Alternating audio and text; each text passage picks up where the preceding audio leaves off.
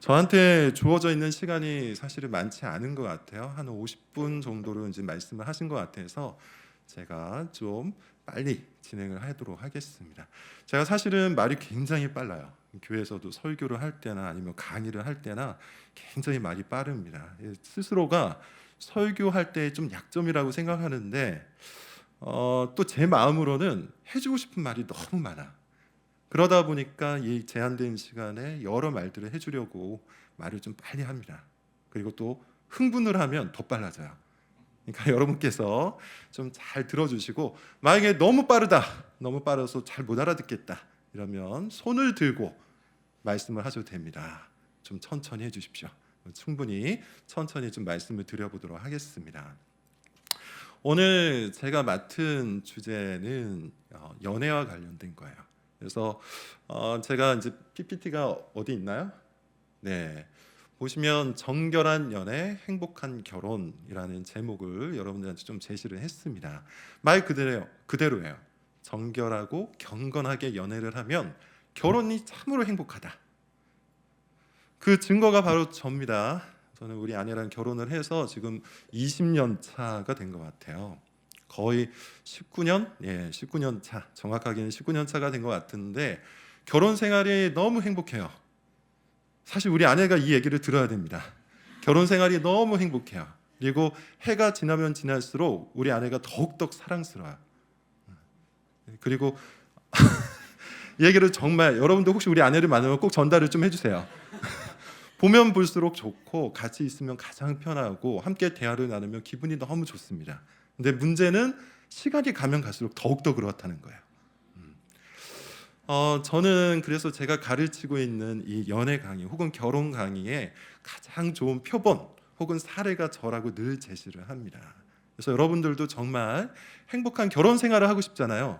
사랑이 넘치는 그런 결혼 생활을 하고 싶잖아요. 그래서 평생 동안 이 가정을 통해서 주님께 영광 돌리고 또 동시에 나도 행복하게 생활을 하고 싶잖아요. 그러려면 경건한 연애를 하시라. 이야기를 다 했습니다. 사실은 이 이야기를 앞으로 50분 동안 쭉 이어서 하도록 할 거예요. 본문을 보시면 이런 표현들이 있습니다. 하나님께서 우리에게 주신 것들이 있어요. 그 중에 율법이라는 게 있습니다. 보통 우리가 율법에 대해서 이해를 할 때 율법은 좀 나쁜 거 아닌가? 우리를 얽어매는 거 아닌가? 나의 자유를 빼앗는 거 아닌가? 나는 은혜가 좋다, 복음이 좋다, 하나님의 자비와 친절이 좋다, 뭐 이렇게 생각하는 사람들이 많습니다. 물론 그래요. 복음이 우선입니다. 은혜가 모든 것들을 압도합니다. 그렇지만 하나님께서는 모든 좋은 것들의 아버지세요. 다시 말하면 하나님께서 주신 것은 다 좋은 겁니다. 율법을 누가 주셨죠? 하나님께서 주셨잖아요. 율법이 좋은 걸까요? 나쁜 걸까요? 좋은 것이죠. 제가 아주 어렸을 때 저희 집에서 우리 아버지가 중동으로 좀 일을 가셨고, 그리고 저희 어머니는 방문 판매를 하시는 일을 좀 하셨던 것 같아요. 그때 제 나이가 한 5살, 4살 이 정도였는데 아버지는 집에 안 계시고, 그리고 저희 누나 한 명이 있는데 누나는 이제 국민학교였죠. 당시에 이제 학교에 가니까 아무도 없었어요. 그럼 굉장히 불안하잖아요. 그때 당시에 꼬맹이가 4살밖에 되지 않은 꼬맹이가 괜히 막 여기저기 돌아다니다가, 그때 당시에는 뭐 유괴도 많았고 납치도 좀 있었습니다. 제 나이가 올해 50이거든요. 그러니까 그때 생각을 해보면 뭐 여러 가지 좀 어린이들한테 불안한 요소들이 많았어요. 그래서 그때 우리 어머니가 방문 판매를 가시면서, 한번 가시면 뭐 저녁에 들어오시니까요. 방문 판매를 가시면서 저한테 했던 조치가 있어요. 그게 뭐냐 하면 저한테 줄을 꽁꽁 매서 문고리에다가 해놓으신 거예요. 어떤 사람들은 어떻게 어린아이를 그렇게 할 수 있을까, 이거 학대 아닌가 뭐 이렇게 생각하는데, 사실 돌이켜보면 어때요? 그 줄이 저를 안전하게 보호해줬죠. 집 밖으로 함부로 나가지 못하게 해서, 교통사고도 당하지 않고 유괴도 당하지 않도록 이 집이라는 울타리 속에서 안전하게 거할 수 있도록 그 어린 아이였던 저를 보호해 준 거예요. 율법이 여러분 마치 이와 같습니다. 율법은 분명 우리가 원하는 모든 것들을 마음껏 하도록 하진 않아요. 제한하잖아요. 묶어두잖아요. 그렇지만 하나님께서 주신 그 율법은 마치 저의 어머니가 저를 사랑해서 저를 보호하려고 줄로 묶어 놓았던 것처럼 우리의 삶을 사랑으로 포박을 하시는 겁니다. 이게 율법이에요. 본문에 뭐라고 얘기합니까? 내가 너의 행복을 위해서 준 것이 아니냐라고 이야기하죠. 따라서 여러분, 우리는 하나님의 율법, 더 나아가 이걸 조금 더 확장을 하면 주님께서 우리에게 주신 그 모든 말씀이 사실 우리의 행복을 위한 것이라는 확신을 가지셔야 돼요. 저는 설교를 할 때나 강의를 할 때나 우리 교회도 마찬가지고 다른 교회에서 설교나 강의를 할 때 항상 이것을 강조합니다. 하나님께서 주신 모든 것들은 다 좋은 겁니다. 하나님께서 우리에게 말씀하신 그 모든 말씀들은 다 우리의 행복을 위한 겁니다. 종종 우리가 그리스도인으로 살아간다는 것을 무슨 고행을 한다든지 아니면 가난을 스스로 껴안고 산다든지, 물론 그럴 때가 있어요. 하나님께서 이끌어 가시는 섭리는 우리의 뜻과 같지 않기 때문에 때로는 우리에게 고난이 있습니다. 슬픔이 있습니다. 그리고 정말 원치 않게 가난할 수도 있어요. 그렇지만 기본적으로 선하신 우리 목자, 우리의 아버지께서는 우리를 돌보시기를 원해요. 그래서 하나님께서는 우리에게 필요한 모든 것들을 주시는데 그 모든 것들은 다 좋은 겁니다. 주님의 말씀이 그래요. 제가 무슨 얘기를 하려고 이렇게 길게 말씀을 드리냐, 이겁니다. 연애, 결혼, 그리고 사랑 등등 우리 삶에 굉장히 밀착되어 있는 단어잖아요. 근데 안타깝게도 이 연애나 결혼이나 사랑 같은 이 모든 내용들을, 너무너무 중요한 주제들을 우리는 주님의 말씀을 통해서 배우고 적용하지 않습니다. 예컨대 사랑 이야기를 좀 해볼게요. 제가 쓴 사랑을 말하다라는 책에서 굉장히 중요한 전제 하나가 있어요. 많은 사람들이 사랑을 논할 때 사랑이라는 것은 굉장히 자연 발생적인 것이라고 생각을 합니다. 자연 발생적이라는 말이 무슨 말일까요? 내 속으로부터 사랑이 철철 흘러 넘친다고 생각해요. 부모가 자녀를 사랑하는 것, 연인이 서로를 사랑하는 것, 우리 교인들이 서로를 사랑하는 것, 이런 것들이 다 내 안에서, 내 속에서 만들어져서 나온다고 생각합니다. 근데 여러분, 우리가 믿는 바 교리 중에 하나가 이것이 있죠. 전적 부패, 전적 오염, 전적 타락의 교리가 있죠. 이걸 길게 설명할 수는 없고요. 이 교리에 의하면 사실 우리 안에 선한 것은 하나도 없습니다. 우리 안에 하나님을 만족시킬 만한 그 어떤 주제도 없습니다. 그래서 종교개혁에서 아주 중요하게 사용되었던 라틴어가 하나가 있는데요. 엑스트라 노스라는 단어예요. 엑스트라는 뭐뭐 밖에라는 뜻이고 노스는 우리라는 얘기입니다. 다시 말해서 우리 밖에. 우리 밖의 의로움이 우리 가운데 침투하는 것, 이게 복음이죠. 우리 밖에 있었던 그 사랑이 나를 압도하는 것, 이게 하나님의 복음인 겁니다. 그런 의미에서 여러분, 사실 우리는 우리 자신의 사랑을 믿거나 우리의 능력을 신뢰하지 말고 우리 밖을 자꾸 봐야 돼요. 우리 밖에 계신 하나님, 우리 밖에 계신 십자가의 그리스도, 그분을 자꾸 보면서 본받아야 돼요. 배워가야 돼요. 그 중에 하나가 사랑입니다.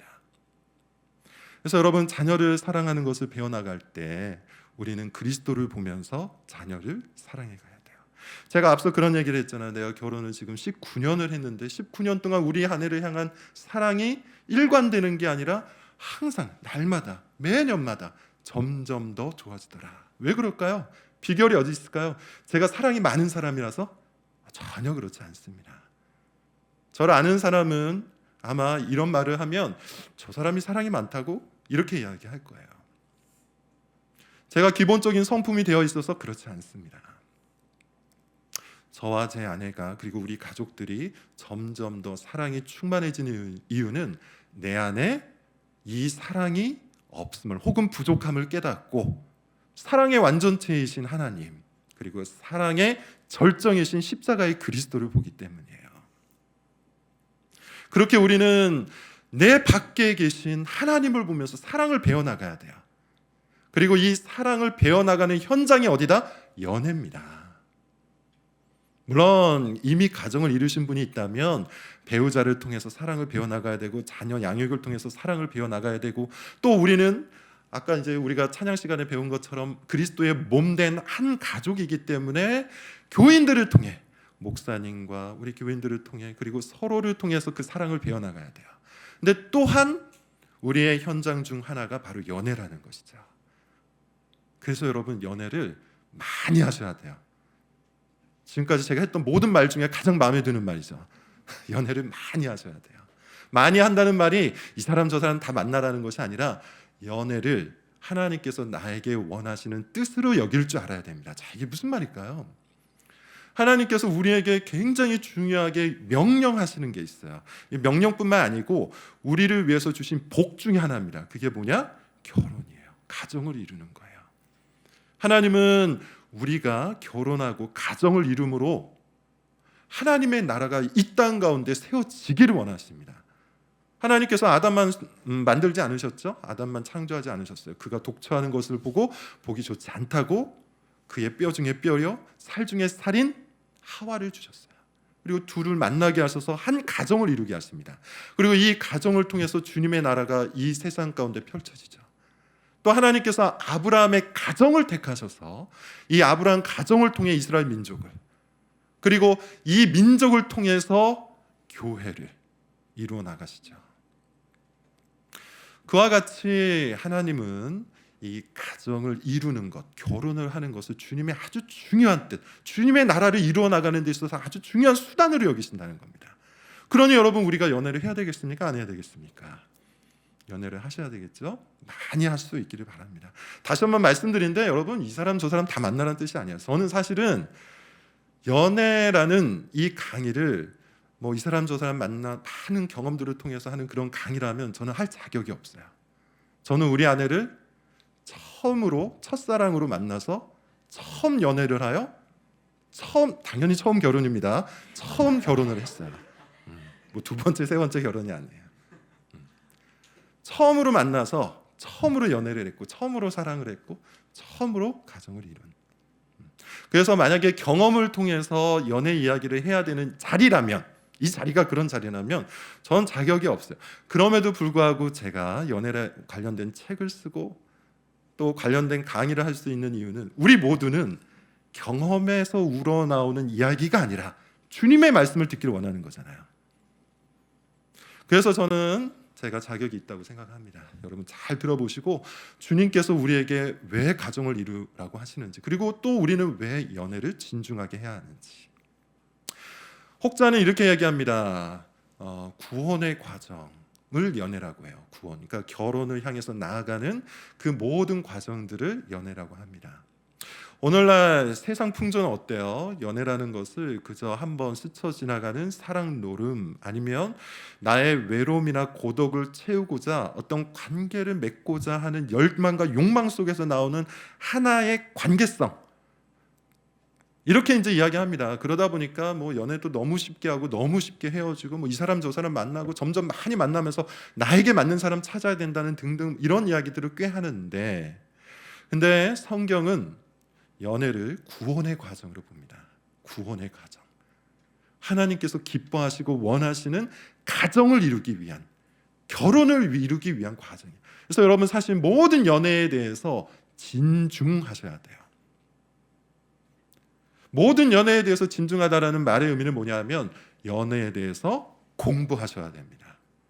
공부하셔야 돼요. 어떻게 공부하냐? 말씀으로 공부하셔야 돼요. 말씀으로. 다음 PPT를 한번 넘겨주실까요? 네. 그래서 학습 목표라고 어찌어찌 했는데 이런저런 것들을 좀 알자라고 얘기했습니다. 근데 한마디로 그냥 이 말씀을 드리면 경건한 연애를 좀 배워야 되지 않겠습니까? 여러분, 저를 통해서 배우고 싶은 것이 세상 사람들이 이야기하는 바 그런 연애가 아니잖아요. 경건한 연애, 정말 행복한 결혼을 위해서 우리가 말씀 가운데서 배우고자 하는 그 연애잖아요. 그러니 여러분 열심히 말씀을 통해서 연애를 배워나갈 수 있기를 바랍니다.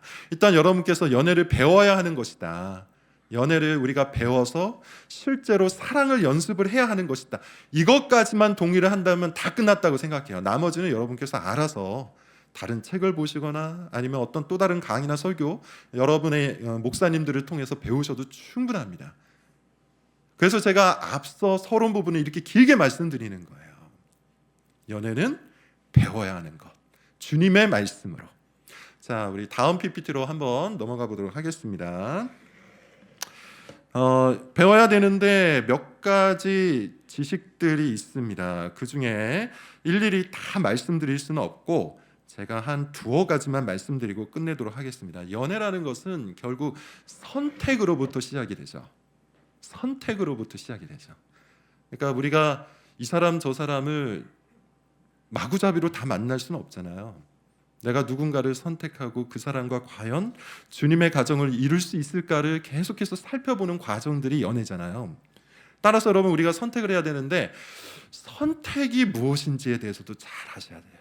제가 이거를 이 시간에 길게 말씀드리진 않겠습니다. 그냥 딱 한 말씀으로 말씀드리면 이거예요.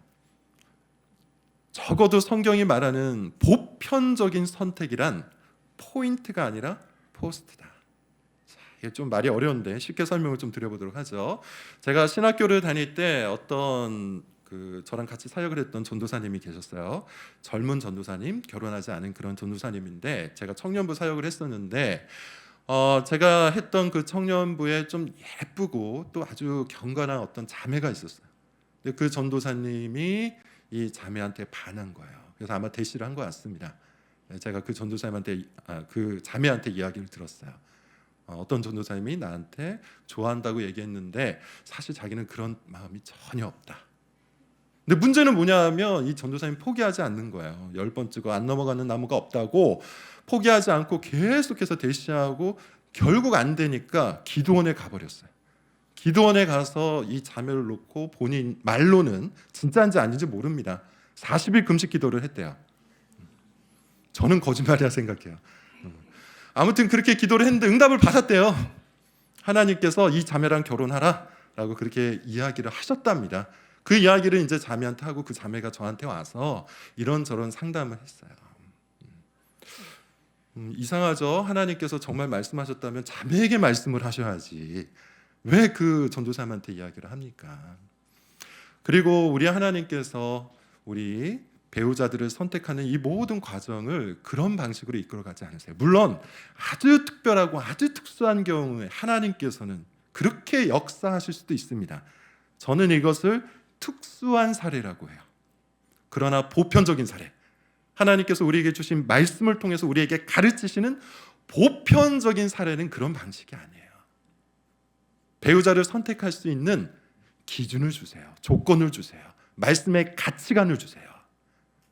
네가 정말로 내가 원하는 경건한 가정, 아름다운 가정을 이루고 싶다면 이런 가치관을 가지고 배우자를 찾아 나서라. 이렇게 말씀을 하십니다. 따라서 여러분 포인트가 아니라 포스트가 뭡니까? 골포스트를 얘기하는 거예요. 우리가 축구에서 한 골이 들어갈 때 딱 정면으로만 들어가야 한 골이 인정되는 건 아니잖아요. 포스트를 맞고 안쪽으로 들어가도 1점입니다. 저 끝으로 들어가도 1점이에요. 밑으로 들어가도 1점이에요. 어찌됐든 간에 포스트 속에 공이 들어가면 1점이 됩니다.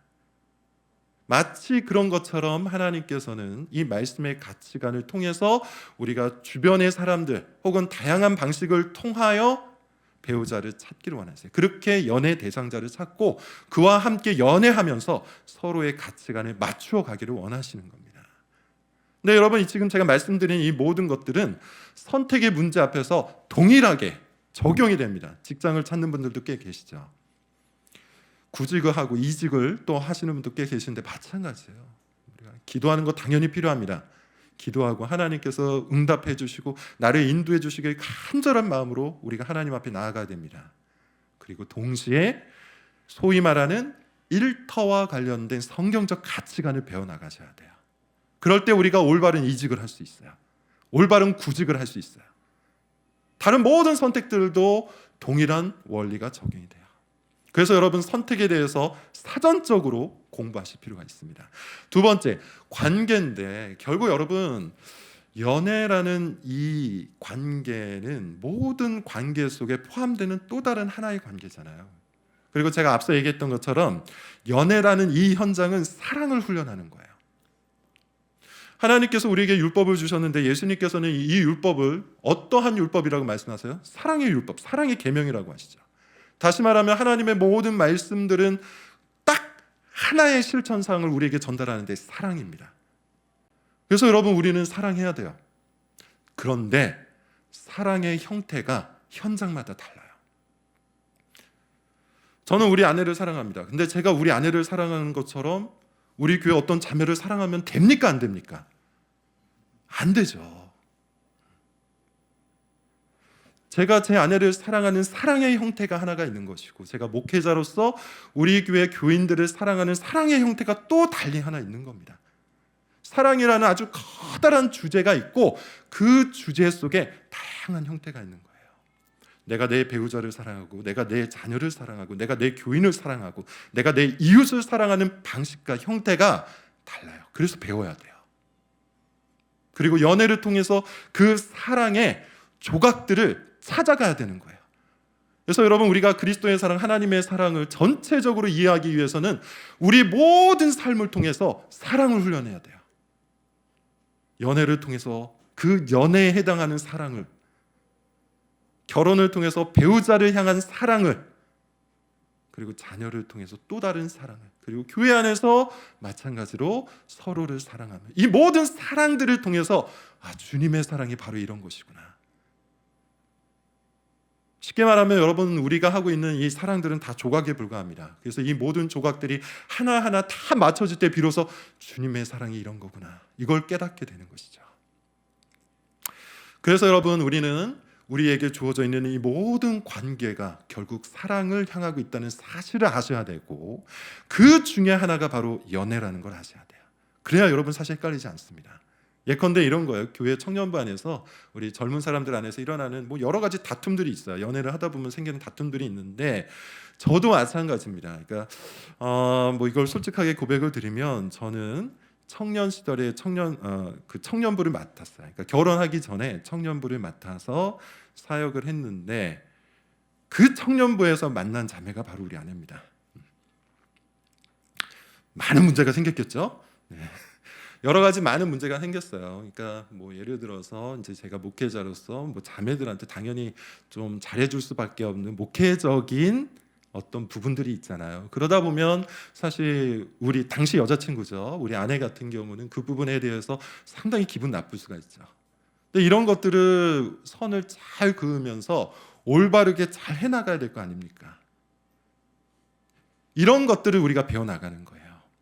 그래서 내가 나랑 가장 가깝고 또 내가 사랑하는 연인과의 사랑, 그리고 이 사랑과 또 다른 형태의 교회 안에서의 사랑, 이런 것들을 구분하고 분별하고 이 모든 것들을 조합해서 풍성한 사랑을 내가 배워가는 겁니다. 그래서 그걸 통해서 누굴 보는 거예요? 하나님께서 나를 이렇게 사랑하시는구나.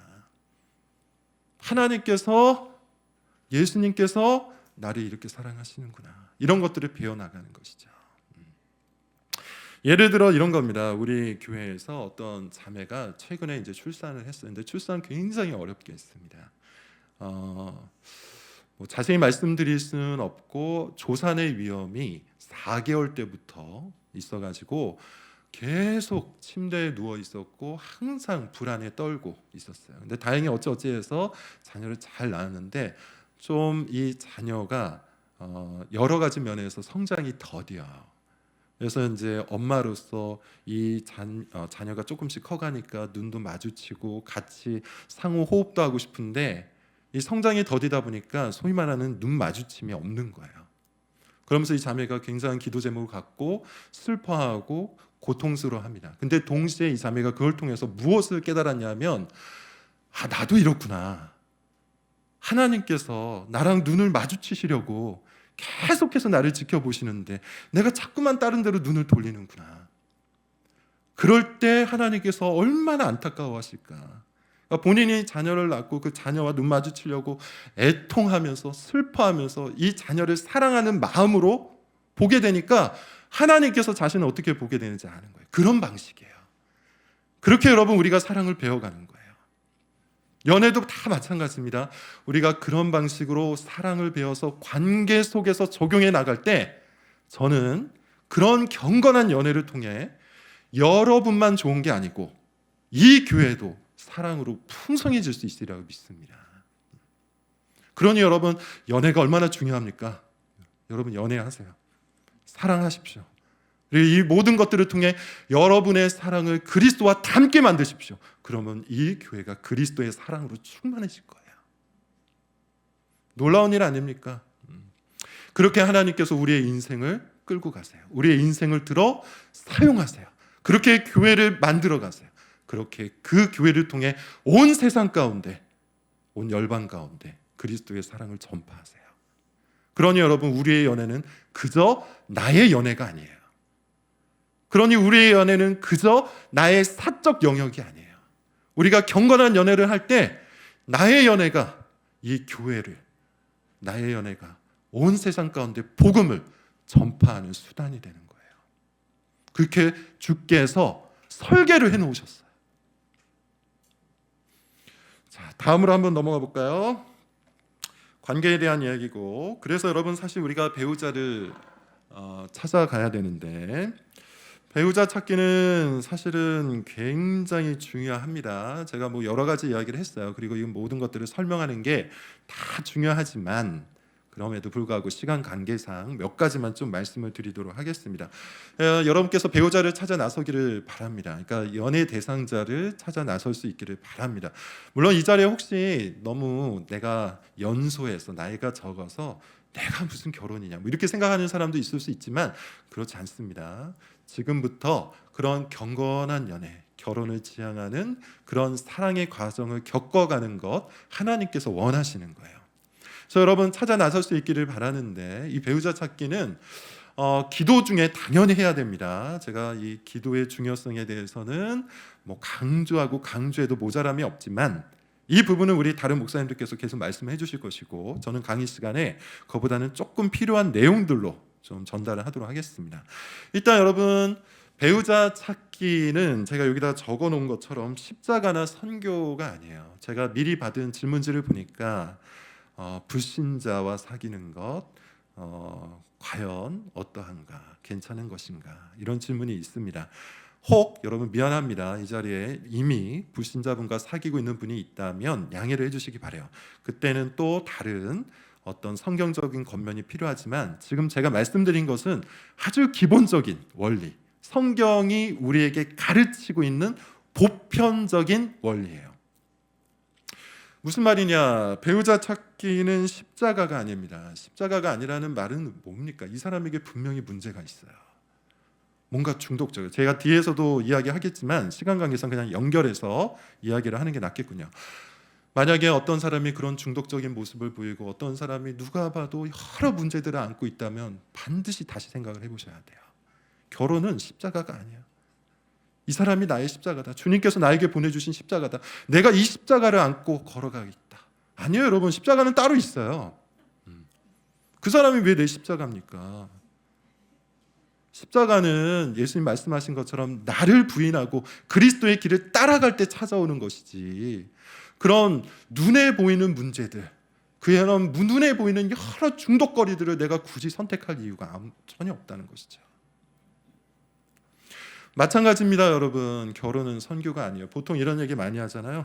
믿지 않는 사람 내가 연애하고 결혼해서 한 사람 구원시키면 얼마나 좋습니까? 그런 사례가 얼마나 많습니까? 실제로 사례가 많이 있어요. 제 주변에도 어떤 장로님이 늘 간증하시는 게, 자기는 뭐 청년 때 정말 형편없이 살았는데 자기 아내를 만나가지고 구원받고 지금 장로 됐다. 그러니 너희들도 그냥 밖에 나가서 안 믿는 사람 만나서 데리고 와라. 그게 교회 부흥의 하나의 원리다. 이렇게 이야기하시는 분도 계십니다. 이것도 여러분 마찬가지인데, 여러분께서 이거에 대한 균형을 좀 잘 가질 수 있기를 바라요. 하나님께서는, 우리 은혜로우신 하나님께서는, 제가 뒤에서 다시 말씀드리겠지만 우리에게 다시 새롭게 출발할 수 있는 기회를 날마다 주시는 그 하나님께서는 우리의 잘못된 선택을 통해서도 은혜 베푸시고 주님의 뜻을 이루십니다. 그게 우리 하나님이에요.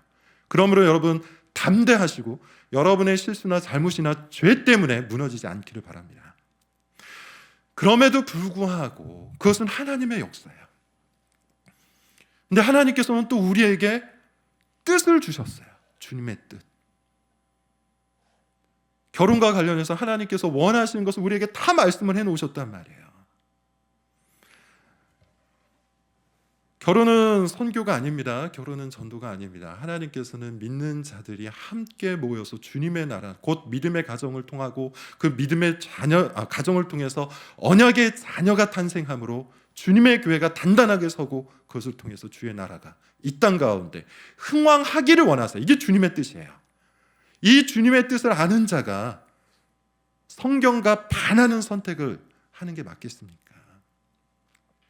다시 균형을 잡습니다, 여러분. 제가 이미 말씀드린 것처럼 혹 이미 불신자를 만나고 있는 분이 있다면 헤어지라, 절대 안 된다, 이런 차원으로 받아들이기보다는 이것이 연애의 기본이라는 것, 우리가 배우자를 찾는 데 있어서 가장 중요한 하나님의 뜻이라는 것, 이걸 이해하시길 바랍니다.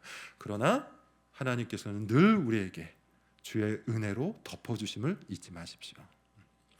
자,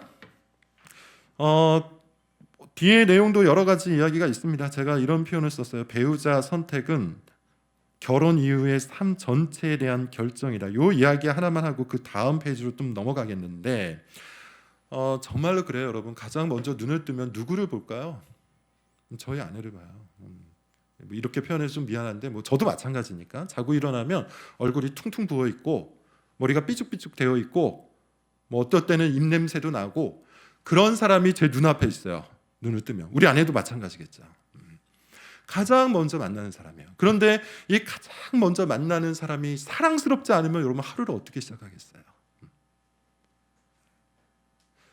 저는 그런 이야기를 그냥 농담이 아니라 늘 진심으로 이야기하는데 우리 아내 이름을 얘기할 뻔했네. 제가 사실은 지금 나이가 있음에도 불구하고 우리 아내를 계속 이름으로 좀 부르거든요. 그래서 제가 우리 아내한테 그런 이야기를 늘 해요. 모든 것이 사랑스럽다. 무슨 짓을 해도 사랑스럽다. 화를 내도 귀엽다. 그래서 우리 아내는 사실 좀 짜증을 냅니다. 나 화가 나 있는데. 근데 저의 진심이에요. 그런 모든 모습들이 사랑스럽고 귀엽고 좋아 보이고 그냥 하는 모습 하나하나를 볼 때마다 기분이 아주 좋습니다. 배우자라 하면 그런 거예요. 내 인생 전체를 행복하게 해주고 슬픔을 같이 껴안고 울 때 함께 울고 기쁜 일이 있을 때 가장 함께 기뻐하고 인생의 풍파가 찾아올 때 또 같이 그 풍파를 견딜 수 있고 이것이 배우자를 선택할 때 찾아오는 것. 근데 그 반대라고 한번 생각해 보세요. 사사건건 부딪힙니다. 가치관이 달라요.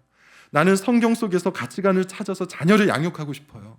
나는 성경 속에서 가치관을 찾아서 교회 생활을 하고 싶어요. 나는 성경 속에서 가치관을 찾아서 직장생활, 사회생활 관련된 모든 것들을 하나님의 뜻대로 하고 싶어요. 근데 사사건건 내 배우자가 야, 왜 꼭 그렇게 해야 되니? 다른 방식도 있지 않니? 그래서 만나서 대화를 할 때마다 그 문제로 싸우게 되고 그것이 늘 기도 제목이 되고 그것 때문에 내 마음이 침체가 되고 얼굴 팅팅 붓는 것도 싫고 머리 삐죽삐죽 나오는 것도 다 싫고 배우자 선택은 결국 우리가 그 이후 결혼 이후의 모든 날들에 대한 선택입니다. 그러므로 여러분 배우자를 선택하는 이 문제 곧 연애라는 과정을 통해서 구원을 향해서 나아갈 때 이것의 중요성을 여러분 꼭 깨달을 수 있기를 바라요. 정결한 연애가 경건한 연애가 주님 뜻대로 하는 연애가 여러분의 결혼 생활을 정말로 행복하게 합니다. 물론 여러분 결혼 생활이 행복하고 제가 우리 아내를 너무너무 사랑한다고 해서 모든 결혼이 늘 평탄한 건 아니죠. 힘들어요. 제가 말씀드린 것처럼 저도 결혼하고 19년이 되었고 또 개척교회를 또 지금 8년째 이끌고 그 이전엔 또 부교육자로 사역을 하다 보니까 사실은 많은 어려움들이 있어요. 목회 가운데도 어려움이 있고 경제적인 부분에 있어서도 어려움이 있고 우리 부모님과 관련된 여러 가지 문제들도 있고 그 외에 가정을 이루고 가정 가운데서 필요한 것들을 채워나가는 데 있어서도 어려움이 있죠. 그런 모든 어려움이 있습니다. 그런데 제 옆에 제 아내가 있어서 저는 너무 행복해요. 어떤 순간이 찾아와도 행복해요. 그만큼 배우자가 중요합니다. 하나님께서 그렇게 말씀하셨잖아요. 하나님께서 그렇게 말씀하셨어요. 뭐라고 말씀하십니까? 에베소서 6장 31절에 보면은 이런 표현을 해요. 남편 이야기를 합니다. 아내 이야기를 합니다. 그러면서 맨 마지막에 뭐라고 얘기하냐면 이것이 사실은 그리스도와 교회의 비밀이다라고 얘기해요. 다시 말하면 남편과 아내의 그 관계가 그리스도와 교회의 그 관계를 보여준다는 거예요. 여러분, 그리스도와 교회 관계가 얼마나 끈끈합니까? 끈끈하다는 표현도 사실 부족하죠. 그리스도와 교회의 관계는 그리스도가 자기 피를 값주고 산 자들이에요. 그게 교회입니다. 그래서 우리는 다 그리스도의 몸이에요. 그리스도의 피를 나눠 가진 자예요. 그래서 여러분, 우리가 성찬을 할 때 어떠합니까? 포도주를 마시죠. 이게 뭡니까? 우리 모두가 같이 그리스도의 피를 마셨다는 거죠. 빵을 떼잖아요. 이게 뭡니까? 우리 모두가 그리스도의 몸을 같이 먹었다는 뜻이잖아요.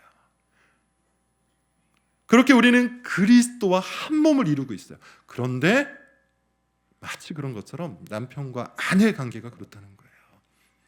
그러니 여러분, 우리가 그리스도 안에서 기쁨을 누리고 그리스도 안에서 즐거움을 누리고 그리스도 안에 있는 그 모든 풍성한 선물로 행복을 누리는 것처럼 내가 배우자에게 속해서 그 모든 것들 다 누려야 되지 않겠습니까?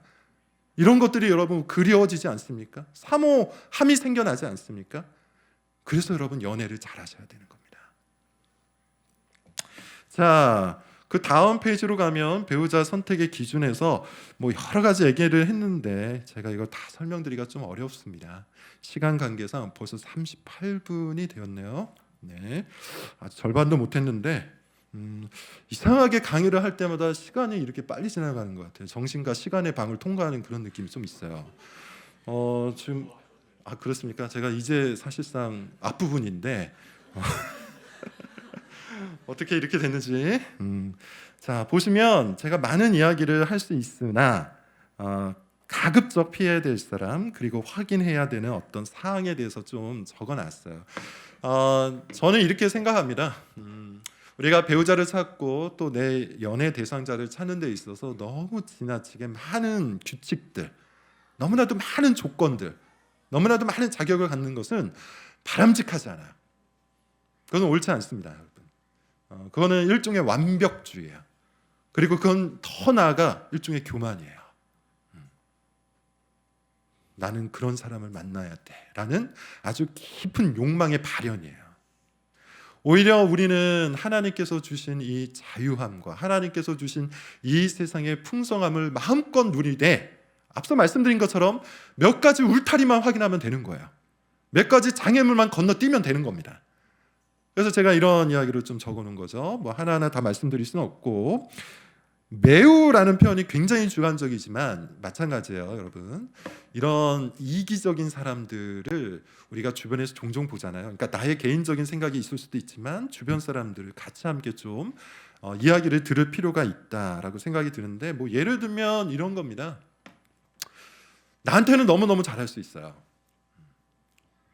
나한테는 너무너무 잘할 수 있어요. 앞서 말씀드렸던 그 가정 있잖아요. 투자를 막 건물 매체를 했다가 쫄딱 망했는데 왜 결혼을 했을까? 여러분 마음속에 나름의 의문이 있죠. 이유는 딱 한 가지예요. 그때 그 형제가 이 자매한테 너무너무 잘해줬어요. 너무너무 잘해줬어요. 제가 당시 결혼하기 전에 형제랑도 상담을 했었는데 그 형제가 그런 얘기를 하더라고요. 자기가 이 자매를 만나고 나서 변했대요. 그래서 아침마다 큐티를 6개월 동안 무려 계속 한 번도 빠짐이 없이 했대요. 왜냐하면 이 자매가 말하기를 난 아무것도 안 본다. 신앙 있는 사람하고만 결혼하고 싶다. 그러다 보니까 이제 이 형제가 이 자매를 좀 어떻게 해보기 위해서 그런 모습을 보여준 거예요. 그런데 이제 그때도 이미 몇 가지 징조가 있었다고 합니다. 뭐 예를 들어서 운전을 하고 가다가 갑자기 끼어드는 앞 차량을 향해서 거친 말을 내뱉어요. 나한테는 너무 다정한 말을 쓰는데 갑자기 끼어드는 앞 차량한테는 거친 욕설을 내뱉어요. 경비 아저씨가 와가지고 이런저런 걸 하는데 그것이 마음에 들지 않으니까 경비 아저씨를 세워놓고 막 뭐라고 해요. 갑질을 해요. 근데 정작 나한테는 이 세상에서 가장 친절한 남자친구예요. 식당에 가가지고 종업원과 이야기를 하는데 종업원이 조금 늦게 가지고 왔다고 화를 벌컥벌컥 내요. 근데 나한테는 너무너무 잘해주는 남자친구예요. 좋은 사람입니까? 나한테는 여러분 얼마든지 잘해줄 수 있습니다. 그렇지만 그 사람의 성품, 그 사람의 삶의 궤적이라는 것은 내가 아니라 불특정 다수에게 대하는 모습을 보고 판단해야 되는 거예요. 앞서 말씀드린 것처럼 새치기를 하는 차량을 봤을 때, 경비 아저씨를 보았을 때, 식당에서 종업원을 봤을 때, 그들을 대하는 이 모든 모습들이 결국 그 사람의 삶의 궤적입니다. 그 사람들이 지금까지 살아왔던 삶의 궤적, 그 방향성을 얘기하는 거예요. 그 삶의 궤적이 무례하고 이기적인데 이 궤적 속에 내가 우연히 들어갔고 이 궤적으로 계속하면서 나한테만 친절을 베푸는 거예요. 그런데 결혼을 하고 나면 어떨까요? 그런 폭력성과 무례함과 이기심이 나를 향하게 되는 것이죠. 그러니 여러분, 이런 모습들을 확인해야 돼요. 나한테 단순히 잘한다는 것만으로 판단하지 마시고 그 사람이 모든 사람들을 어떻게 대하는지를 보고 그 사람의 삶의 궤적을 판단할 필요가 있습니다. 중독적인 성향도 여러분 마찬가지인데 이것도 굉장히 주관적일 수가 있습니다. 그래서 몇 가지 이제 종종 이런 강의를 듣고 좀 부작용 혹은 이걸 이용을 해서 자기 남자친구를 좀 조종하려고 하는 자매들이 종종 있어요. 그래서 중독적인데 게임 조금 하는 모습 보고 게임 중독 이런 분들이 있습니다. 여러분, 그거는 여러분께서는 잘 보시고 너무 지나치게 하지 마시고 제가 말하고자 하는 핵심만 좀 잘 이해를 하시기 바랍니다. 우리가 이 세상을 살아가면서 여러 문명의 이기들을 편리하게 혹은 즐겁게 이용하는 그런 수준의 이야기를 하는 게 아니에요. 심심할 때 게임 할 수도 있죠. 물론 저는 게임을 안 합니다. 지금까지 태어나서 해본 적이 한 번도 없어요. 그리고 웹툰 볼 수도 있겠죠. 그리고 여러 가지 면에 있어서 각자가 살아가다 보면 그 삶의 환경에서 하나의 취미를 갖고 살아갈 수 있는데 그게 마음에 안 든다고 이거 중독, 넌 운동 중독이야, 넌 테니스 중독이야, 넌 게임 중독이야, 이런 식으로 이야기하지 말라는 겁니다. 그런데 우리가 어떤 중독적인 모습을 보이는 사람은 똑같아요. 내가 아니라 다른 사람 이야기를 들어볼 필요가 있어요. 다른 사람의 이야기를 들어보면 이 사람이 얼마나 어떤 부분에서 깊은 중독을 가지고 있는지 우리가 확인하고 파악할 수가 있습니다. 자, 그 다음에 세 번째, 위선적인 사람인데 요거는 그냥 좀 넘어가도록 하겠습니다. 그 다음에 확인해야 되는 사항 하나, 둘, 세 가지만 이야기하겠는데 여기서 두 가지를 얘기할게요. 첫 번째, 교회입니다. 저는 이거를 굉장히 좀 중시하는 사람이에요. 그러니까 뒤에서도 말씀을 드리겠지만 저는 연애가 가능하면 교회 속에서 이루어져야 된다고 봅니다. 그러니까 교회 속에서 이루어진다는 것을 오해하지 마세요. 여기서만 만나야 된다. 이건 통일교가 그런 걸 옛날에 많이 했어요. 그래서 통일교는 여기에서만 만나서 합동 결혼식 1,000쌍, 1만 쌍 한꺼번에 종합경기장에서 하고 막 그랬어요. 그런 걸 얘기하는 게 아니라 여러분들이 연애를 하신다면 이 연애가 경건하게 지도를 받아야 되잖아요. 경건하게 지도.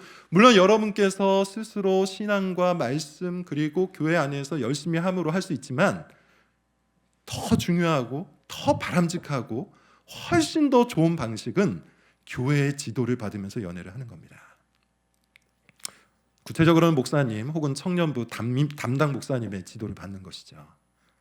그래서 두 사람이 연애를 하게 되었을 때 하자마자 할 필요는 없지만 그래도 너무 늦지 않게 목사님에게 찾아와서 우리가 사귀게 되었습니다. 연애를 하게 되었습니다. 이야기하시고 기도를 받으시고 또 동시에 이 연애 과정에 있어서 어려움이 생길 때마다 여러분들이 편히 생각하시거나 아니면 여러분들과 조금 더 친한 목회자가 계시면 그분과 같이 이야기를 하면서 이런 부분에 대한 지혜를 얻고 지도를 받을 필요가 있어요.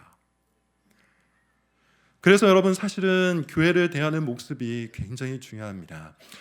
저는 저희 교회에서 굉장히 강조하는 것 중에 하나가 뭐냐면 신앙이라는 것이 우리가 코람데오라는 말을 오해할 때가 있어요. 코람데오는 하나님 앞에 선 단독자 이런 표현들이 종종 있잖아요. 그러다 보니까 신앙이라는 것을 홀로 수련하거나 혼자 고양시킬 수 있는 걸로 착각을 합니다.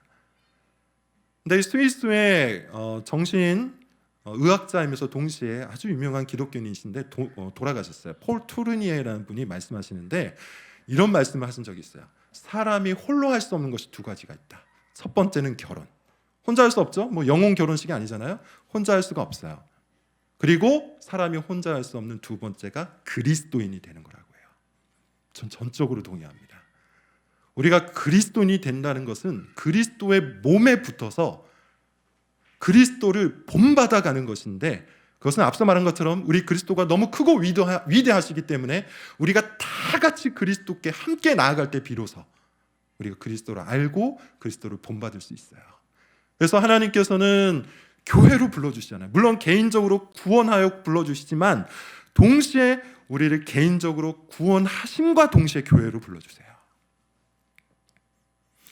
그러므로 어떤 사람이 정말로 신앙이 있는지 없는지, 이 사람의 신앙이 정말로 좋은지 나쁜지, 혹은 이 사람의 신앙이 점점 성장하고 있고 성장하지 않고 있는지를 판단하고자 한다면 교회 속에서 그 사람의 삶을 보실 필요가 있습니다.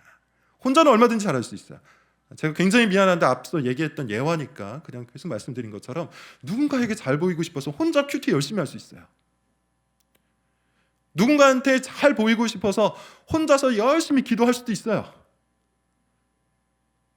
그런데 그 사람이 정말 하나님 앞에 서 있는 자라면, 그 사람이 정말 그리스도의 살과 피를 먹은 자라면 그는 반드시 교회 속에서 하나님이 원하시는 대로 할 겁니다. 교회 속에서 사랑을 실천할 거예요. 교회 속에서 절제를 할 거예요. 교회를 그리스도의 몸으로 여기고 헌신할 겁니다. 교회를 통해서 하나님의 영광을 드러내기 위해서 마땅히 본인이 할 모든 것들을 할 겁니다. 적어도 그런 방향을 향할 거예요. 그러니 여러분, 우리가 서로의 신앙을 확인해가는 아주 중요한 방식 중에 하나가 바로 교회를 대하는 그 사람의 모습이라는 사실을 잊지 마시기를 바랍니다. 자, 배움을 대하는 방식도 비슷한데요. 겸손이 필요하다는 거죠. 저는 앞서 말씀드린 것처럼 지금 나이가 이제 50이고, 그리고 오랫동안 또 신학을 공부하고 그렇게 했지만 여전히 부족함을 느낍니다. 어떤 부족함이냐면 하나님을 아는 지식에 있어서 부족함을 느껴요. 알면 알수록 더 알고 싶고, 경험하면 경험할수록 더 많이 체험하고 싶은 분이 바로 우리 하나님 아버지죠. 그리스도를 아는 지식, 그 고상한 지식, 그 최고의 지식. 영어로 보면 최상급이잖아요. 예수 그리스도 그 고상한 지식이라는 말이 최상급의 표현이에요. 최고의 지식이라는, 그 최고의 지식을 평생을 통해서 알아가도 우리는 다 알 수가 없어요. 그래서 그리스도 앞에 선 자, 하나님 앞에 선 자는 늘 겸손할 수밖에 없습니다. 늘 배워갈 수밖에 없어요. 제가 최근에 읽은 책 중에 존 파이퍼 목사님의 평생 배움이라는 책이 있습니다. 평생 배움이라는 책, 우리 교회에서는 이달의 책으로 소개가 되고 있는데, 여러분도 혹시 관심 있으면 이 존 파이퍼 목사님의 평생 배움이라는 책을 한번 읽어보시면 좋겠어요. 자, 어쨌든 간에 그런 것이 꼭 필요해요. 자, 그러면 이제 조금 더 구체적, 이제 구체적으로, 지금까지 추상적이었어요. 이제 좀 구체적으로 들어가 본다면 이겁니다. 어떻게 만나야 될까요? 배우자 찾기가 그렇게 중요해요? 연애가 구원의 과정이에요? 우리가 사랑을 연애 현장에서 배워가야 돼요? 너무너무 중요해요. 그럼 어떻게 만? 도대체 어디 있다는 거예요? 그렇잖아요, 여러분. 특별히 제가 이제 여러 청년부나 아니면 청년 집회나 뭐 이런 데 가서 강의를 하다 보면 나오는 질문 중에 굉장히 많은 질문이 이거예요. 도대체 어디서 만나야 되냐? 나는 사랑을 연습하고 싶다. 그리스도를 본받고 이 연애를 통해서 주님의 교회를 흥망케 하고 복음의 역사를 이루고 싶다. 근데 아무도 없다. 이렇게 이제 이야기하는 사람들이 꽤 있어요. 뭐 현실입니다. 현실적으로 상당히 어려운 부분들이 있고, 또 남녀 비율의 문제들도 분명히 존재를 하죠. 그리고 제가 볼 때 또 오랜 시간, 아주 어렸을 때부터 알고 지냈던 사람들끼리는 이성적인 감정이나 이런 부분들이 부족하다 보니까 또 자기 교회 안에서는 못 찾는 경우도 꽤 있더라고요. 그럼에도 불구하고 몇 가지 꼭 필요한 이야기를 한번 해볼게요. 제가 이렇게 표현했습니다. 합법적인 수단을 다 동원하여 만나라. 이게 무슨 말일까? 자, 이 얘기를 했더니만 어떤 사람이 이게 도대체 무슨 말이면 불법적인 수단도 있습니까? 뭐 이렇게 얘기하는데, 그게 아니라 성경이 이것을 잘못됐다고 말하지 않는 한 지금 우리가 살아가고 있는 이 시대 문화에서 필요한 것들을 이용하라는 겁니다. 소개팅. 어떤 사람은 나는 자연스럽게 만남 추구 스타일입니다. 그러면서 그냥 가만히 앉은 채 어느 날 하나님께서 나에게 롯과 같은 여인을 보내시기를, 보아스와 같은 남편을 보내시기를 기다리는 그런 사람들도 있어요. 성경을 그렇게 자기가 보고 싶은 것만 딱 골라서 보는 거죠. 근데 여러분, 사실은 성경 문화 전체를 보면 중매 문화였어요. 중매 문화였어요. 대부분은 그런 자연스러운 만남으로 결혼한 사람들도 있지만, 당시 성경 문화, 그러니까 성경이 기록되었던 팔레스타인 지방의 그 문화는 대부분 중매 문화였어요. 여러분 잘 아시는 이삭과 리브가 중매했잖아요. 엘리에셀이라는 늙은 종이 중매해서 중간에 리브가와 이삭을 결혼시켜줬죠. 이런 방식이었어요. 따라서 여러분, 소개팅, 선, 중매, 이건 성경이 금하는 바가 아닙니다. 오히려 권하는 바일 수도 있어요. 자연스럽게 만날 수 있으면 제일 좋습니다. 앞서 말씀드린 것처럼 저도 자연스럽게 만났어요. 여러분, 정말 정 안 되면 사역하세요. 정 안 되면 사역하세요. 청년부에 많이 있습니다. 농담이에요. 제가 30살에 이제 사역을 시작했는데, 그 이전까지는 한 번도 사귀지 않았다가 사역을 하고서 바로 우리 아내를 만나가지고 결혼을 했거든요. 농담이니까 진지하게는 듣지 마십시오. 자, 어찌됐든 간에 우리가 이 땅에서 지금 시대 문화 속에서 존재하는 모든 수단들을 통해서 누군가를 만나기 위한 노력 필요합니다. 심지어 저에게는 사실 초반에는 충격적이었는데, 오늘날 그리고 우리 교회에 이렇게 결혼하는 사람들도 좀 있어요. 소개팅 어플? 저는 사실 이게 되게 거부감이 있었어요. 소개팅 어플로 하는 게 이게 정말 맞나? 이런 식으로 해도 되나? 라고 생각을 했는데, 우리 교회에서 그렇게 결혼한 사람들, 그렇게 지금 만나고 있는 사람들이 있습니다. 그래서 이럴 수도 있구나. 그러니까 사람을 만나는 게 중요한 것이지 그 수단이 중요한 게 아니구나라는 생각합니다.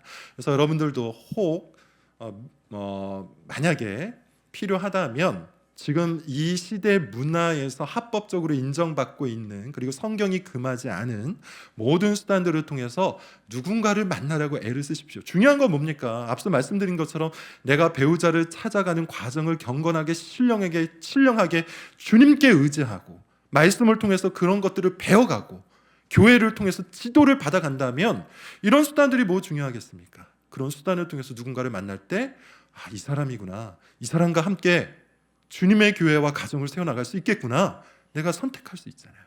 판단할 수 있잖아요.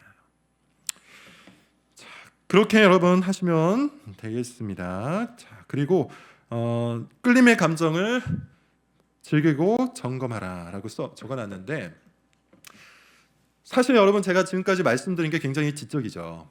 왜냐하면 성경을 통해서 우리가 연애의 지식, 사랑의 지식, 결혼의 지식들을 계속 배우고, 그것을 통해서 우리가 연애 현장 속에 사랑을 충만케 하자, 이런 식의 이야기를 했기 때문에, 어떤 사람은 너무 딱딱하다, 이렇게 해서 과연 연애할 수 있을까, 이런 식으로 해서 내가 정말 누군가를 만날 수 있을까, 이렇게 생각할 수 있는데, 말씀드린 것처럼 이 모든 것들은 다 우리가 하나님의 말씀 속에서 배워가야 되는 가치관이에요. 그걸 통해서 우리가 누군가를 찾아야 되는데, 이 선택 속에서는 끌림이라는 감정도 분명히 존재합니다.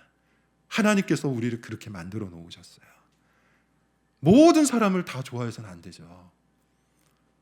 그렇잖아요, 여러분. 이 가치관, 저번에 오셨던 목사님이 포인트가 아니라 포스트라고 했는데 나의 포스트는 이만큼이야. 그래서 어망을 쳐놓고 거기에 이 여자 저 여자, 이 남자 저 남자 다 담아놓고 그러라는 의미가 여러분 아니겠죠? 우리가 이런 가치관 속에서 누군가를 봤을 때 유독 그 사람에게 끌리는 부분들이 있습니다.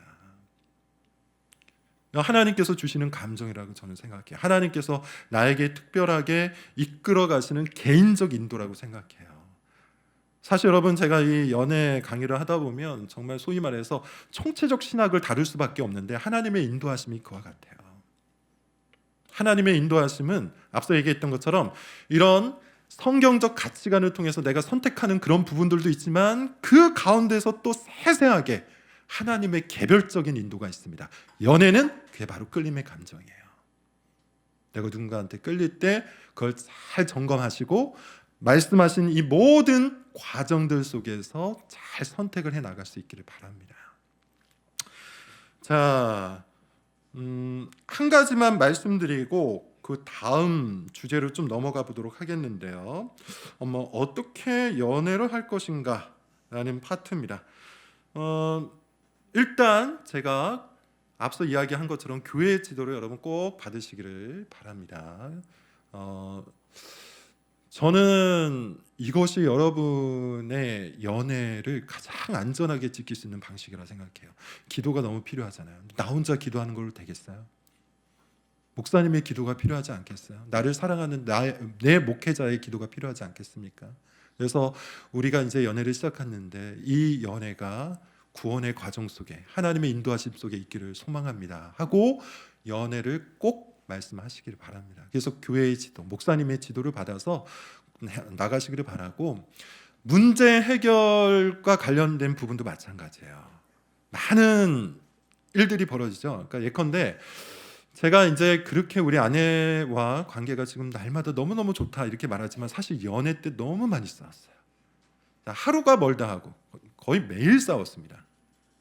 뭐 그럴 수밖에 없다고 생각하는데, 이제 저의 성향도 어느 정도 있고 우리 아내의 성향도 어느 정도 있는데, 뭐냐면 어떤 일이 있을 때 그거를 꾹 참기보다 우리 아내도 그렇고 저도 그렇고 그걸 좀 말하는 성격들이에요.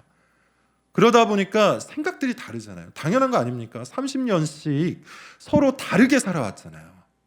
서로 다른 과정, 서로 다른 교육, 서로 다른 삶의 배경 속에서 살아왔기 때문에 가치관 다를 수밖에 없어요. 뭘 중요하게 여기고 뭘 중요하게 여기지 않느냐? 다 다를 수밖에 없어요. 맨날 싸워요. 별것도 아닌 걸로 싸워요. 빼빼로데이, 야 이건 상업적이야. 그런데 누군가는 난 그럼에도 불구하고 그걸 줬을 때 사랑을 느껴. 뭐 이런 걸로 맨날 싸우는 거예요. 당시에 그랬습니다. 그리고 이제 저는 뭐 이렇게 말씀드리면 좀 미안한데, 제가 또 목회자고 그때 이제 비겁하게 책 한 권 던져주고 이거 읽고 와, 뭐 이렇게 이제 얘기를 하긴 했습니다. 근데 여러분 흉내내지 마세요. 근데 아무튼 그런 방식으로 맨날 싸우고 또 싸우고 그랬는데, 저는 그런 싸움의 과정들을 통해서 나름대로 서로 잘 다듬어졌다고 생각해요. 그리고 한 가지를 더 말씀드리면, 이걸 가지고 신뢰할 만한 목회자에게 상담을 받고 기도를 받고, 그 부분에 대해서 앞서 말씀드린 것처럼 저도 저 혼자만의 생각에 빠져 있을 수 있잖아요. 그런 부분을 또 믿을 만한 분한테 조언을 얻고 권면을 받고 때로는 꾸중을 듣고 하면서 이 연애의 길을 잘 다듬어 온 거예요. 그래서 지금 이 자리에 있게 된 것이죠.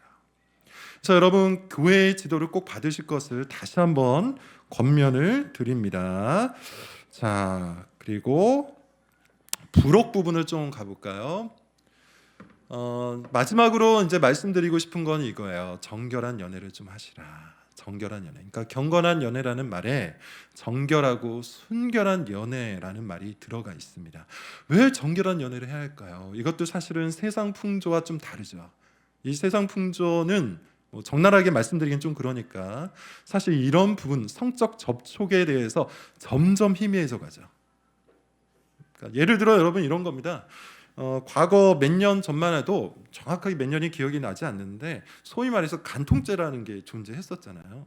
간통죄라는 게 존재해서 이것을 우리나라 법 체계 속에서 죄다라고 이야기했는데, 이것이 어느 날 바뀌었어요. 간통죄가 폐지가 됩니다. 소위 말하는 성적 자기 결정권으로 인해서, 그 성적 자기 결정권이 더 높은 권리라고 해서 간통죄가 없어져 버렸죠. 그래서 어느 순간 우리나라에서는 소위 말하는 간음, 성경이 말하는 그 간음이 죄가 아니게 돼요. 근데 여러분, 세상이 그렇게 얘기한다고, 세상의 법적 제도가 그렇게 얘기한다고, 세상 문화가 그렇게 된다고 해서 죄가 아닌 게 됩니까? 그렇지 않죠. 우리는 모든 규정을, 모든 정의를 성경을 통해서 하잖아요. 성경이 죄라고 하면 죄인 겁니다. 그래서 여러분 여기서도 저는 이렇게 믿습니다. 왜 정결한 연애인가? 왜 우리가 순결한 연애를 해야 하는가? 말씀하셨기 때문이에요. 하나님이 그렇게 말씀하셨기 때문이에요. 히브리서에 이런 말씀이 있습니다. 여러분 보시면 같이 한번 읽어볼까요?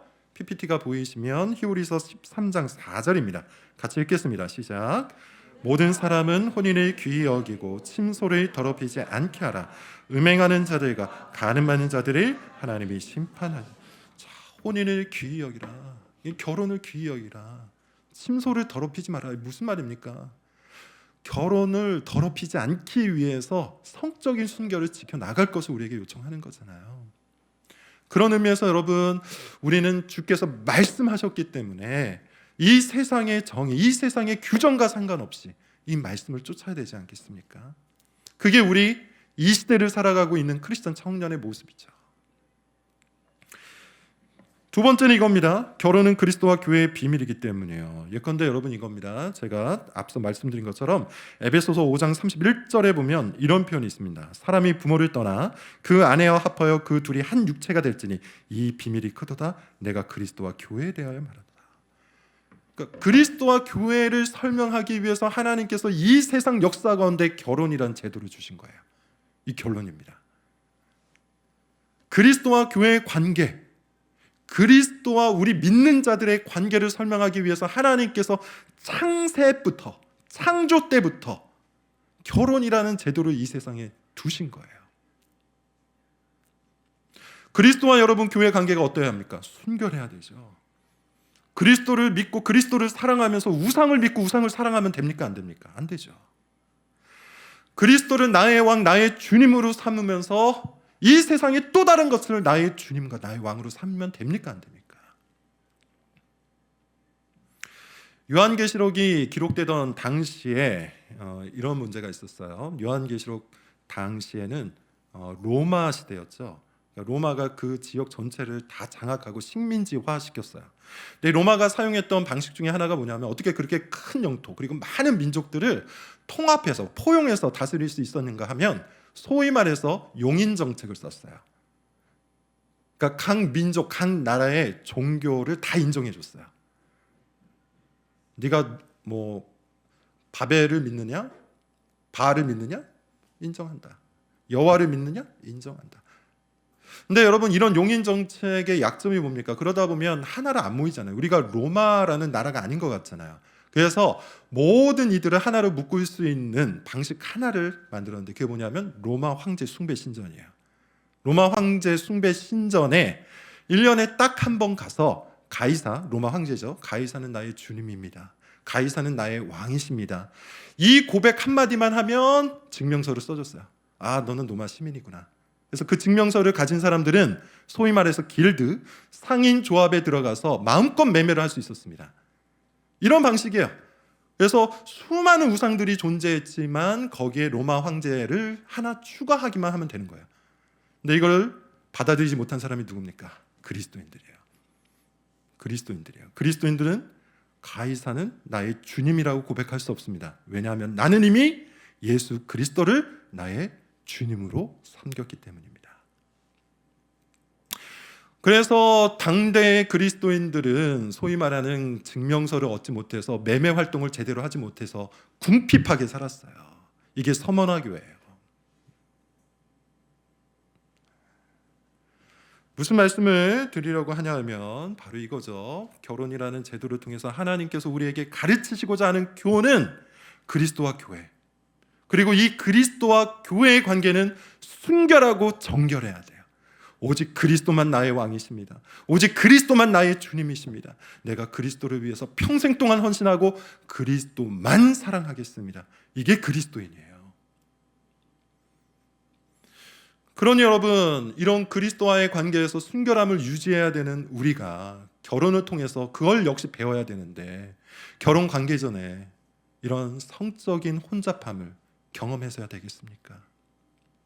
내가 한 사람 앞에 충성을 바치는 걸 통해 그리스도를 향한 충성을 배워나가는 건데, 그게 결혼인데, 내가 내 아내에게 충성을 바쳐, 우리 아내도 저한테 충성을 바쳐, 그래서 피차 복종을 해요. 이걸 통해서 우리가 그리스도를 그리스도께 충성을, 그리스도께 복종하는 것을 배워나가는 거예요. 그러니 여러분, 연애 시절에도 우리는 정결하고 순결해야 되죠. 그런 의미에서 우리는 정결한 연애를 추구해 나가야 됩니다. 깨끗한 연애를 추구해 나가야 돼요. 자, 어떻게 정결한 연애를 할 것인가? 저는 이렇게 권면을 합니다. 서로 서약하라, 약속하라. 그러니까 종종 이런 질문들이 많아요. 손은 잡아도 됩니까? 어깨 동문, 포옹은요? 그런 디테일한 부분, 그런 세부적인 부분에 대해서 제가 권면할 수 있는 부분은 많지가 않아요. 그거보다 더 중요한 건 뭐냐 하면 연애를 시작할 때 시작하면서부터 서로 약속하는 거야. 내가 너를, 그리고 너도 나를 정결하게 대하겠다. 그래서 우리가 결혼 생활의 풍요로움과 행복함을 마음껏 누리겠다. 이런 약속을 서로 해요. 근데 서로에게만 하는 걸로는 충분하지 않습니다. 이 약속을 공개하셔야 돼요. 모든 교회 앞에서 공개하라는 것은 아닙니다. 앞서 말한 것처럼 여러분의 목사님들, 여러분의 부모님들, 혹은 여러분들과 친한 소모임 속에서 우리는 이렇게 연애하기로 서약했습니다. 여러분도 우리를 위해서 기도해 주시고 우리를 지켜주십시오. 이렇게 이야기를 해야 돼요. 꼭 그럴 수 있기를 여러분 바랍니다. 자, 마지막으로 이거예요. 정결한 연애가 이미 깨졌다면, 바리새인들이 예수님을 잡아 넣으려고, 예수님을 함정에 빠뜨리려고 가는 중에 있었던 여인을 잡아오자. 가는 중에 있었던 여인을 잡아와서 이 여인을 어떻게 해야 합니까? 율법에 의하면 돌로 쳐서 죽이라고 합니다. 예수님이 한참 동안 말씀 안 하세요. 그리고 마지막으로 말씀하시기를 뭐라고 말씀하십니까? 죄 없는 자가 돌을 들어 이 여인을 치라. 다 떠납니다. 그리고 예수님께서 마지막으로 이렇게 말씀하세요. 제가 읽어볼게요. 요한복음 8장 11절 말씀. 예수께서 가라사대 나도 너를 정죄하지 아니하노니 가서 다시는 죄를 범치 말라 하시니라. 저는 청년 시절에 이 구절, 이 본문을 읽으면서 울었어요. 제가 말씀드린 것처럼 어떤 성적인 문제 때문에 그런 것이 아니고 저의 죄로 인해서 괴로워할 때 이 말씀을 보고 울었어요. 죄인됨을 발견하였던 제 입장에서는 내가 감히 하나님 앞에 나아갈 수가 없는 것 같았어요. 그 하나님의 의로우심 앞에서 나에게 남겨져 있는 것은 형벌, 심판밖에 없는 것처럼 느껴졌어요. 두려웠습니다. 하나님 앞에 나아갈 용기가 없었어요. 하나님의 거룩한 손가락에 의해서 나는 손가락질을 당할 수밖에 없고 그 하나님의 거룩한 말씀 앞에서 나는 정죄당할 수밖에 없다. 그런 생각에 사로잡혔어요. 그런데 이 말씀을 보고 울었습니다. 뭐라고 얘기합니까? 예수께서 가라사대 나도 너를 정죄하지 아니하노니 가서 다시는 죄를 범치 말라 하시니라. 여러분, 이것이 주님의 은혜인 줄로 믿습니다. 주님의 은혜는 우리의 자격, 우리의 조건, 우리가 지금까지 살아왔던 삶의 그 모든 모습들과 상관없이 하나님 편에서 일방적으로 베풀어지는 거예요. 그리고 그 은혜가 우리를 다시 살아가게 합니다. 그 은혜가 우리를 다시 시작하게 합니다. 그 은혜가 우리로 하여금 다시 하나님 앞에 담대히 나아가게 하죠. 모든 실패자들에게 하나님께서는 은혜를 베푸십니다. 모든 범죄자들에게 하나님께서는 다시 시작할 수 있는 기회를 주십니다. 그것이 주님의 은혜예요. 그러므로 여러분, 이 연애와 관련해서, 연애의 한정에서 말씀을 드리자면, 만약 정결한 연애가 깨졌다면 두려워하지 마시고 주님의 은혜에 여러분의 삶을 다시 맡기십시오. 용기를 내서 우리 주님의 은혜에 다시 한번 여러분의 인생을 맡기십시오. 주님께서 여러분의 마음을 새롭게, 순결하게, 정결하게, 깨끗하게 만드셔서 주님을 위한 깨끗한 그릇으로 사용하실 겁니다. 저는 이것을 믿고 확신합니다. 그래서 여러분께서 이 모든 부분에 대해서 두려움 없이 하나님 앞에 담대히 나아갈 수 있기를 바랍니다. 자, 여기까지 설교를 마치도록 하겠습니다. 기도하겠습니다. 하나님, 참 좋으신 하나님, 너무나도 선하신 하나님, 은혜와 사랑이 충만하신 하나님, 그리고 그 놀라운 은혜로 늘 나와 함께 하시는 하나님, 우리에게 새로운 기회, 새로운 은혜, 새로운 삶을 주시는 나의 하나님, 오늘 이 자리에 모여있는 사랑하는 모든 청년들에게 주님의 사랑을 알려주시고 주님의 크고 놀라우신 은혜를 체험할 수 있도록 주께서 역사하여 주시옵소서. 성령의 크고 놀라우신 역사로 인해 저들의 마음속에 주의 사랑이 충만할 수 있게 하시고 그것을 통해 배우자를 찾는 과정 속에서, 연애를 하는 과정 속에서, 결혼을 준비하는 이 모든 과정들 속에서 하나님과 동행하게 하여 주시옵소서. 주님, 우리 사랑하는 청년들이 연애 현장 속에서 사랑을 배워 그 사랑을 통해 이 예수 가운교회를 더 풍성하게 채우게 하시고, 또한 그 사랑을 온 세상 가운데 모든 이웃들 가운데 전파함으로 복음의 영광을 드러낼 수 있도록 역사하여 주시옵소서. 주의 은혜가 이 자리에 있는 모든 이들에게 충만히 임하기를 간절히 바라오며 예수님의 이름으로 기도드립니다. 아멘.